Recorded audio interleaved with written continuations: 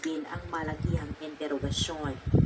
Ang mag-asawang Tan, gayon din ang daang-daang residente sa lugar at lahat ng maaaring may kaugnayan o impormasyon ay pinatawag sa himpilan. Wala naman silang malalim na koneksyon araw-araw.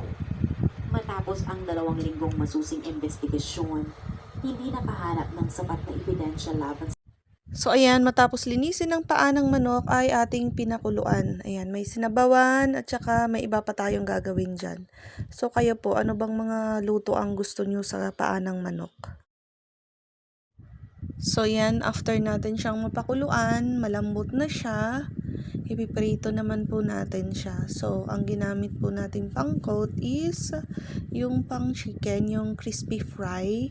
Pwede kayong gumamit ng may spicy o di kaya may garlicky na yung sa crispy fry.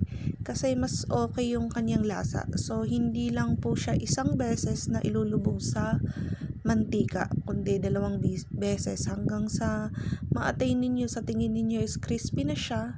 Ayan, pwede na ninyong tigilan sa kapiprito. Wag lang pong sunugin. At saka ingat sa pagpiprito kasi pagkabasa po yung ating yung paa ng manok, talaga pong pumuputok po talaga siya. Para siyang lechon kawali. Minsan na pagkabasa, syempre nagkaano talaga siya, tumatalsik siya. So yan, ilang peraso lang naman yung inuna namin dyan para matikman. And nung okay na siya, yun, tinuloy na namin. So yan, after nga yan, mapakuluan niya yun, ayan yung iba. Pero hindi namin yan, hindi lahat prito. So may iba pang luto. Kayo, anong paboritong luto ninyo?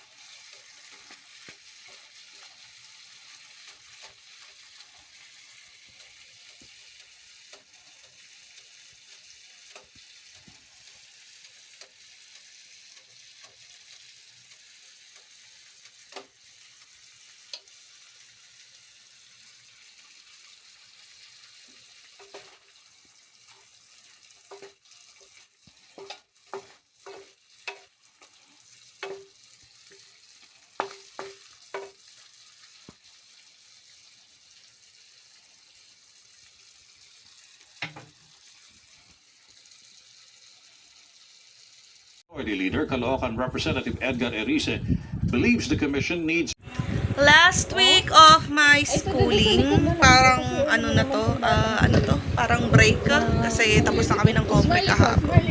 And ayan, may sakit tayo, sinisipod ako. So nandito ako sa bahay, dito ako gumagawa ng mga compliance. So ayan, meron tayong ewan ko. Lumpas lang ako ng Sabado. And then naglinis. Ewan ko, nabinat siguro. So yun, mag-isa na naman tayo sa bahay. So mga na lang tayong compliance and then manunood. Yun lang.